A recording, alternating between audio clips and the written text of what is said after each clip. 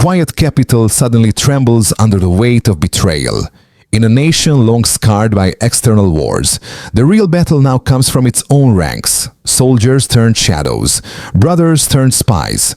Under the command of Ibrahim Traoré, the struggle for Burkina Faso's survival becomes a test not of power, but of loyalty itself. And when the truth surfaces, it forces the world to ask whether enemies are still outside the borders or already sitting inside the same room. They say the story was over, but it's only beginning. You're about to hear what few have dared to explain. How an invisible network tried to break the heart of Burkina Faso from within, and how Ibrahim Traoré stood in the center of it all. By the end, you'll see how intelligence failures, foreign influence, and personal betrayal nearly converged into one single night of chaos. This is not entertainment, it's the anatomy of a failed coup that could have changed an entire continent. Ignore it, and the next storm will arrive while you're still debating if it's real. Turn away now, and the truth will belong only to those who decide what you're allowed to know. But stay, and you'll understand why this story isn't just about one man, one country, or one plot. It's about how fragile every system becomes the moment trust disappears. The first revelations didn't come from a foreign spy or satellite image. They came from inside the army itself.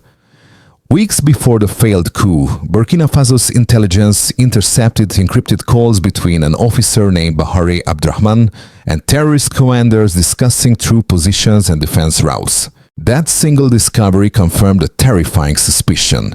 The threat was no longer across the borders, it was already wearing the same uniform. In early April 2025, investigators traced missing officers, irregular absences, and leaked operation maps. The puzzle pieces began to align. One by one, names surfaced: Compore Joani, Zerbo Lauco, Vedrago Frederick. Soldiers turned ghosts. Then came the shock. The conspirators were coordinating from abroad, their center of gravity shifting toward Abidjan. For a country still rebuilding its chain of command, this was not just a plot. It was a fracture at the core of its defense. By mid-April, intelligence confirmed an assault planned for April 16th, simultaneous attacks on the presidency and several bases designed to paralyze air assets and ignite chaos. What was supposed to be another quiet night could have turned into the end of state sovereignty. The first to react were the Volunteers for the Defense of the Homeland, VDPs who reported suspicious calls, broken loyalties, and cash offers for silence. Their testimonies, dismissed at first, turned into the key that stopped the coup before dawn. But the deeper question still hung in the air. If betrayal reached as high, how many others were listening in the dark, and how far would they go before Ibrahim Traoré found them? The story could have ended with arrests and headlines, but that's not how power works in a fragile nation. Behind every intercepted call lies a chain of choices, of men who traded loyalty for promises whispered from beyond the border. To understand what follows, we must return to the figure who has become both symbol and target: Ibrahim Traoré. To many, he embodies a break from dependency, a leader refusing the script written by outsiders. But to his enemies, that same independence threatens the entire architecture of influence they built over decades. When the intelligence traced the coup's command center to Abidjan, the revelation wasn't just geographic, it was political. It exposed a parallel system of loyalties, some driven by fear, others by money, others still by an exhausted belief that survival required betrayal. In the early hours after the arrest, Traoré reportedly met with his closest advisors. The room was silent, the weight of disbelief almost physical. One officer, who attended later, told local media, "It was not anger we saw on his face, it was recognition that the enemy now had our accent, our uniform, our handshake." Days later, units were reshuffled, commands dissolved, and trust recalibrated from zero. Those who remained loyal stood on alert, unsure whether the next threat would come from the sky or the man beside them. From that moment, the story stopped being about conspiracy. It became a mirror for every institution, military, political, civilian, forced to confront its own vulnerability. And in that mirror, Ibrahim Traoré understood what it meant to govern a country where betrayal could speak his own language. It began with a whisper, then came a message. By the time the first arrests were made, the network had already moved. April 12, 2025, intelligence agents intercepted another signal from Abidjan. Names cross-checked, coordinates aligned, the plan was unfolding faster than expected.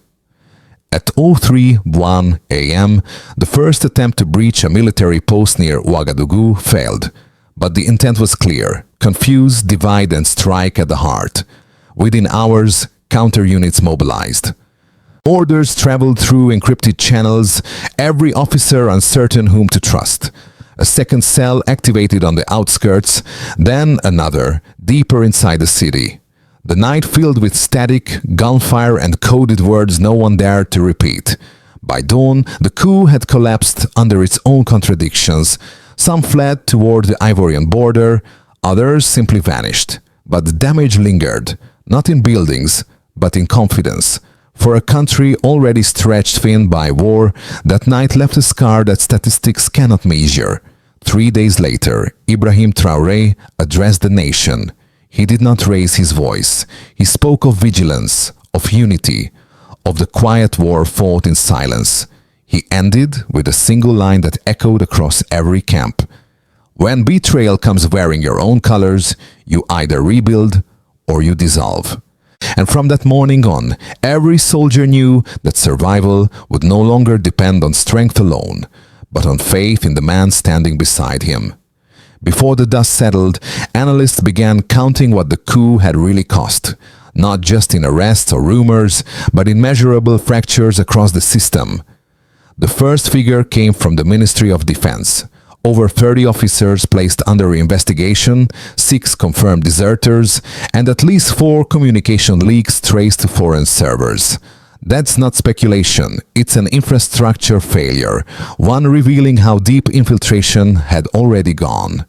Each number told a story of divided loyalty, where encrypted data carried the weight of broken trust.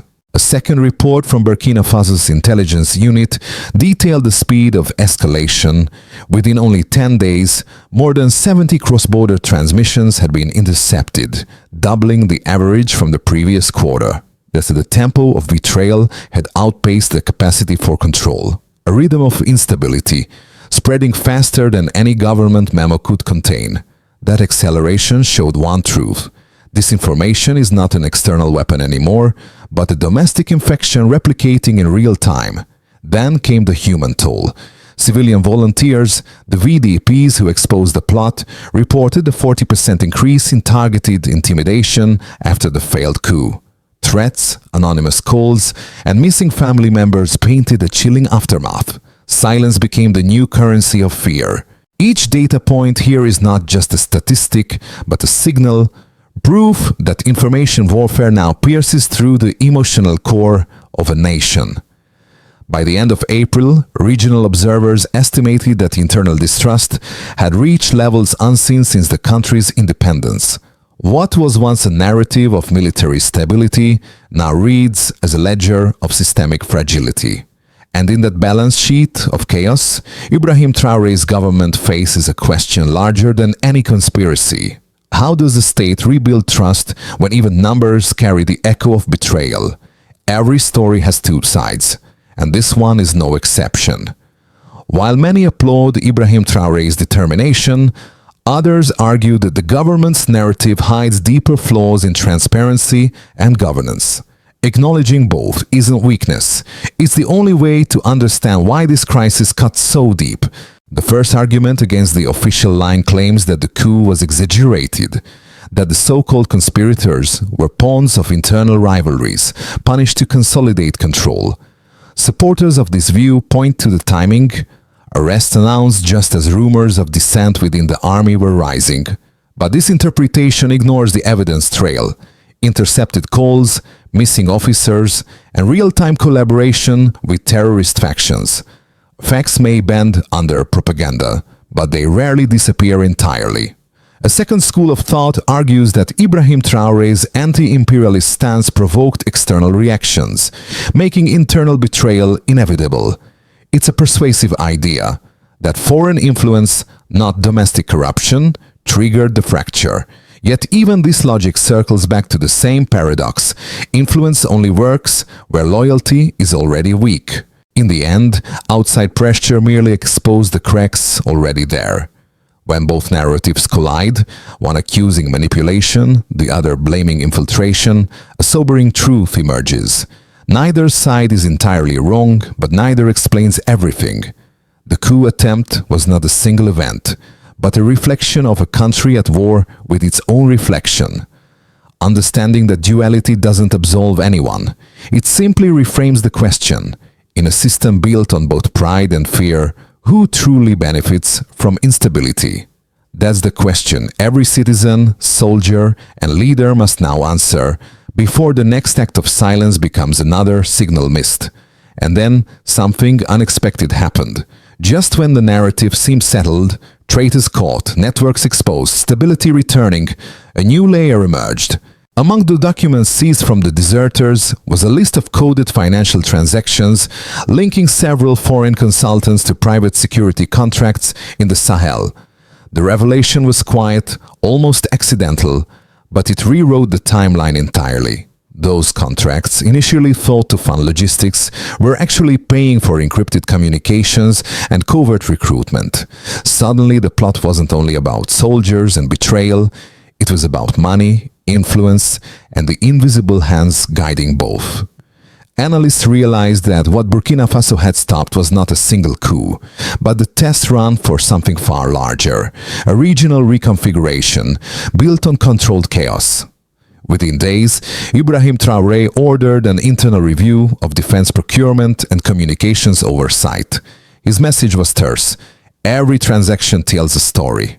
Find out who's writing ours. That single directive shifted the tone of governance, from reaction to investigation. From that midpoint onward, the narrative ceased being about survival. It became about sovereignty in its rawest form. Who truly owns a nation's decisions when even the silence between phone lines has a price tag? And as the investigation deepened, everyone watching understood. The story of the failed coup was only the surface. What lay beneath was a war over control, of truth, of loyalty, and of the nation's very voice. The aftermath was not written in press releases, it unfolded in daily life. Government offices began operating under tighter protocols, random audits replaced routine paperwork. For the state, the failed coup became an unending stress test. For national institutions, the first impact was political. Cabinet reshuffles, emergency decrees, and new loyalty checks signaled that the state was rebuilding itself from the inside out. Confidence in the chain of command had dropped nearly 30%, according to internal metrics leaked to local media. The government's priority shifted from reform to survival, its focus narrowing to preventing the next fracture. For businesses, the tremor spread through contracts and currency. Foreign investors hesitated. Some pulled out quietly. Trade delays lengthened, and local firms saw costs rise as security budgets expanded overnight. In one quarter, cross-border transactions reportedly fell by 18%, tightening cash flow and testing resilience in a fragile economy. For citizens, the shock was emotional before it was material. Rumors grew faster than the news could refute them. Families worried more about invisible dangers, betrayal, surveillance, and the cost of speaking too loudly. Price hikes, shortages, and curfews deepened that tension until silence itself became a habit of self-defense. Beyond the borders, neighboring states read the signal differently. Some saw instability spreading, others saw opportunity. Regional alliances shifted tone as quietly as markets shift numbers. In the space between accusation and diplomacy, new questions emerged about where loyalty truly lies in the Sahel.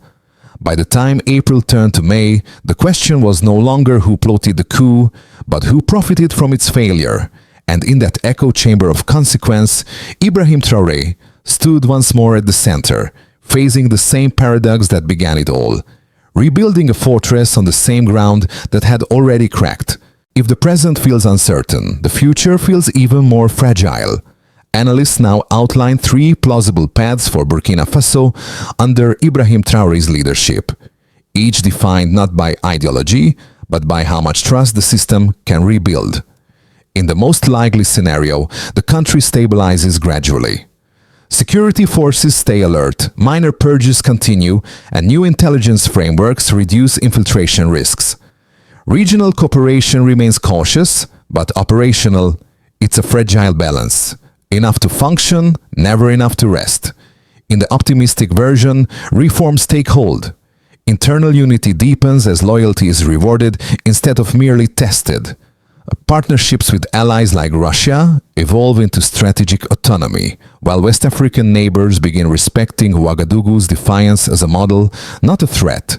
It's not a miracle, just disciplined reconstruction grounded in shared purpose. The worst case, though, needs only one misstep. A new infiltration, an economic collapse, or a foreign provocation could trigger renewed division within the ranks.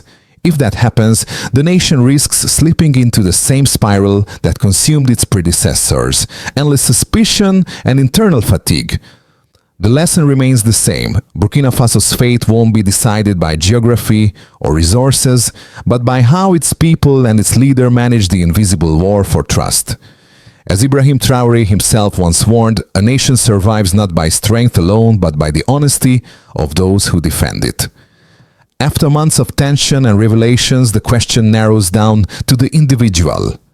What does all this mean for the people watching, listening, or quietly enduring the aftershocks?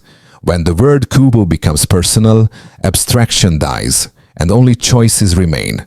For those who stay informed, who read between the lines, their strength in awareness, you're already part of the small group that refuses to let confusion dictate truth.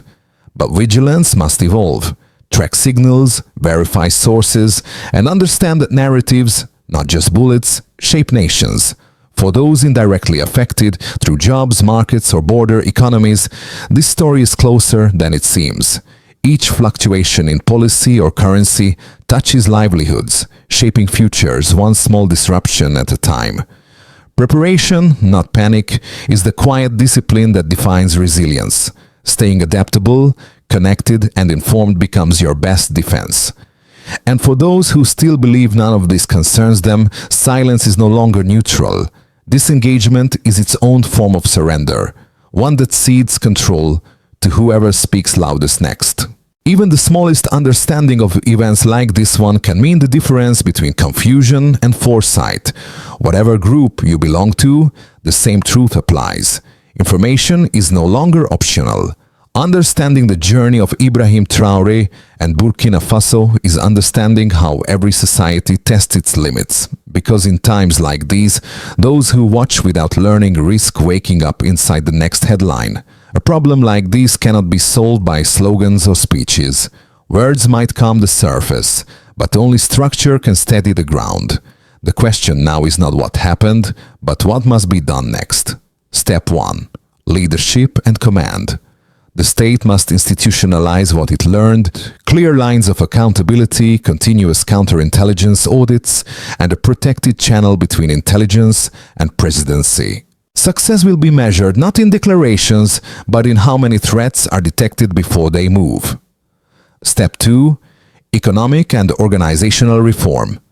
Businesses and public offices must diversify dependency chains, reducing exposure to foreign influence while keeping trade alive.